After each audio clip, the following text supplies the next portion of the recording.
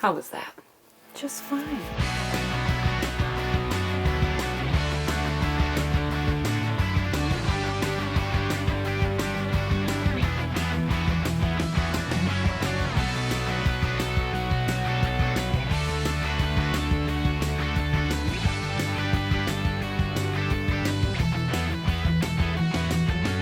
So, describe your business. What do you offer?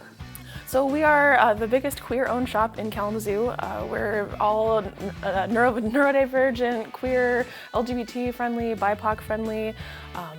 Our mission is to kind of offset the traditional, like butch, like big, beefy dude kind of tattoo studio, and be pretty and girly and have all of our fun stuff here. But most importantly, being like a safe space for those communities in Kalamazoo. Wow.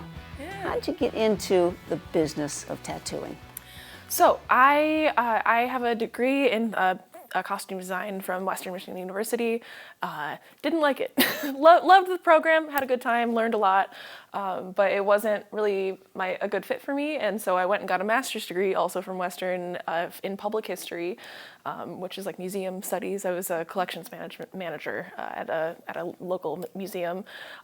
Also didn't like that. And while I was in grad school, I met some folks that previously owned the shop, and got in with them, was hanging out with them, and just fell in love with tattooing.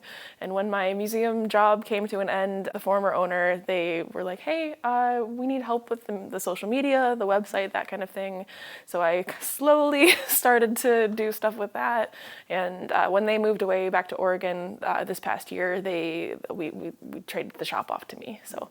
Yeah. And here you are inviting others to receive their tattoos. So how a client comes in interested in a tattoo, what is the process? How do you work with he or she mentally, physically, they or them? Yes.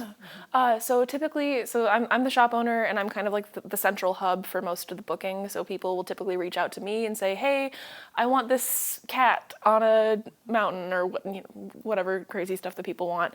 And I say, okay, give me some of your reference images. Where do you want it? How big do you want it? Do you have any specific things that you want added into it? And then I work with the client to just determine which of our artists will do the tattoo, because we all have different styles and different specialties. And then from there, they sometimes will do an in-person consultation to discuss further if it's something really big, or we'll draw it up for them and they'll be able to choose sizes and things like that. I'll be blunt. How painful is it? It hurts, but it's not like the worst thing. We say like cat scratch out a sunburn for most placements. Yeah.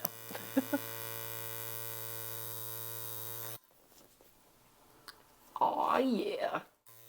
Let's get into, first of all, the atmosphere that you provide. Yeah. Is music important? Do you talk to your people? I do. I'm extremely chatty, and it's definitely a lot of learning clients' cues. Like if I'm talking and I can tell that they're not quite as into it, or if they put headphones in, then I know to kind of, just do the work and be done. But most clients, they love to talk. They love feeling comfortable. Like, it is really important to me to foster a relationship between me and my client that is fun, friendly, still maintains that client tattooer relationship, but I want them to be comfortable. I want them, like, if we're at any point in the procedure, if they look down and they don't understand what I'm doing, I want them to be comfortable enough to be like, oh, hey, I don't understand this, or why are you doing this way? I would have assumed it was that way. And then there's that ability to sit down and be like, oh, okay, so I'm doing this with this ink, this color, because of how this will turn out. And then once we get past this part, the shading will come in and it won't be just a line. Just really like getting down to the nitty gritty, really explaining to them like every single step that I'm doing as they watch it go by on their own skin. And you are using your university degree. I am. I like to joke. I can't be one of those tattooers that say I didn't go to college for this. Obviously, I did not study tattooing. I got my BFA in graphic design from Western Michigan University, and I did that for many years. And May and I went to college together. We worked in the tech department, and so when I've always wanted to be a tattooer. I always felt that it was unattainable, that it was too hard to get into. Thankfully, I was able to make it work with May and the permission from my husband to, go unpaid for a little while or make less than I had wanted money and just pursue my dreams. And He allowed you to draw on people. yes, he did. He even allowed me to tattoo him. I gave him his first tattoos. And it's funny, he's actually one of my whiniest clients. But that's how it is sometimes. So let's talk about this actual procedure, and you have a little prop Yes. with us. So what do you use on me? So this is a coil machine. There are typically two types of machines that get used. There's a rotary and a coil. The difference between them is like the difference between an automatic and a manual transmission in a car. So in these, you can see all the parts. You see the armature bar, you see the tightening screw, you see the actual coils and where you plug the machine in. Whereas a rotary is kind of more like a pen or a computer in that it's all housed in one thing and you can't see the internal parts. They each have their different abilities and differences. It's totally up to the artist. So May and I are very, as they say, loyal to the coil. These are the only machines that we use, and you can tune them. So like if this were to break mid-procedure, like say one of these springs broke, I have backup springs. I'm able to just stop the tattoo, clean up my machine, fix it, and get right back to it, which is really, really nice and convenient because it does happen sometimes. The mechanical aspect of this job is one of the things I like the most.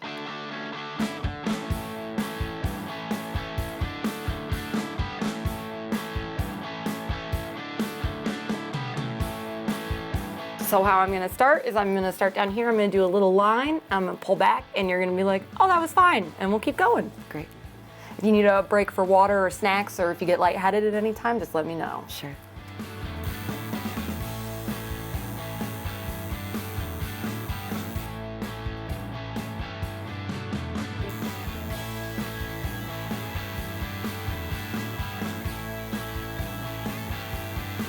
How you doing, Em? Oh, doing great. That's gonna look so sick. Yes, it is.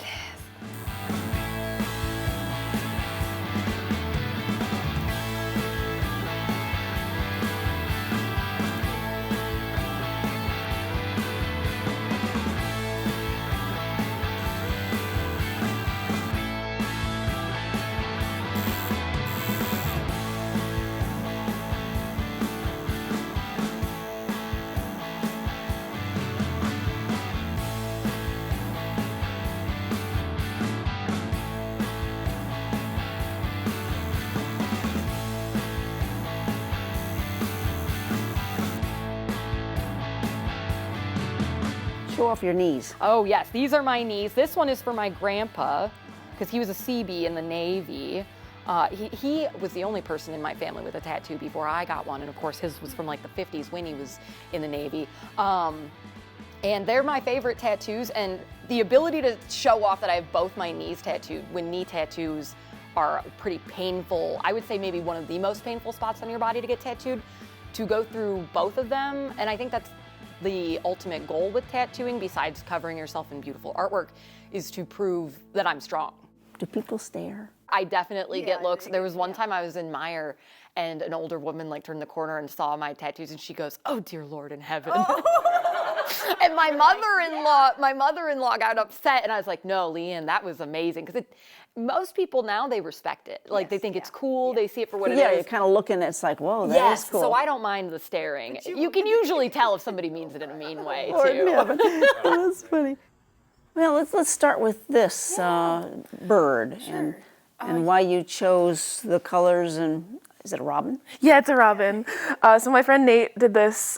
He's also the guy that makes my machines, which is super cool. But I'm from Michigan. I love all things Michigan, and so I'm slowly collecting Michigan wildlife kind of things on that arm. Tattoo safety. You want to go here? Yeah, absolutely.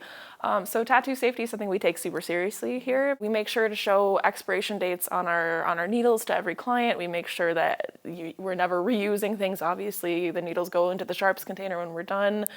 We clean with all sorts of chemicals and things like hospital grade chemicals to make sure everything is ready to go and you're not getting anything nasty. Are mistakes made when tattooing? Oh, absolutely. It's art. It happens, right? It happens to everybody. Sometimes it can be on our end. Sometimes it can be in the healing end of things. But you know, it's skin. Skin is unpredictable. Like if someone has a skin condition underneath that we might not have known about, sometimes things can like fade or not heal the way we want them to. But most of the time, things are fixable. It's pretty hard to have a tattoo that is just beyond repair, and even in that event, you can usually get some laser removal if you need to if you want to cover it up or something like that. Let's talk about how this is true art. Yeah, I mean, art is such a general thing, right? It can be there's so many things it can be, and everyone here went to art school in some way or form. We all went through an apprenticeship. We all did all of the training and everything, but we get to design things and make people love their bodies more than they, did when they came in, which is really, really, really, really cool. Every tattoo is a story, Yeah. and there must be tears of joy once a parent's name is written or a love signal or something. A lot of the time, when the tears happen, it's because we're covering something up that they didn't want anymore. We work a lot with the domestic violence survivors that have a tattoo that their ex or abuser gave them, and they want it gone, or they need it gone for a court proceeding, or we cover up a lot of scars from situations like that too. And that's when the most emotional moments happen. Honestly, is because they're like, oh my God, I don't have to look at this every day. That's beautiful. And you mentioned Western. How is this area, Kalamazoo, accepting of what you do and what we want to do with our bodies? We are super accepted by a lot of the folks in our community. My artist Stephanie and I will go to career days at the local high school to talk to kids about becoming a tattoo apprentice and what that looks like and tattoo safety, things like that. We're very active in the community as far as events. So we attend Kalamazoo Pride. We hosted our own Pride this year. We are really passionate about being out in the community and doing things like that. Great. Are there regular opportunities for guests to come in? Absolutely. So we're not only just a tattoo shop. We do art gallery showings. We do little live show concerts. We also do these clothing swaps where folks can bring in clothing that they don't necessarily love anymore, but don't want to just throw out. We have it all broken down into shirts and pants and dresses and things, and people can take whatever they want for free and try stuff on. And because when you're changing your gender identity or things like that, it gets expensive to redo your wardrobe every 2 months or whatever. So we like to provide those kind of opportunities for our clients. What's your next tattoo? I don't have one planned. I should have one planned. We'll do this a year from now. You're right. And we'll talk about it. Thank you for your good time. Yeah, of course.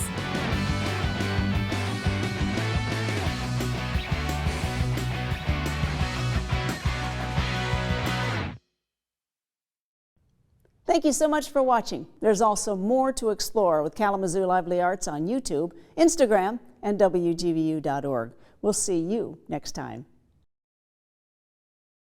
Support for Kalamazoo Lively Arts is provided by the Irving S. Gilmore Foundation, helping to build and enrich the cultural life of Greater Kalamazoo.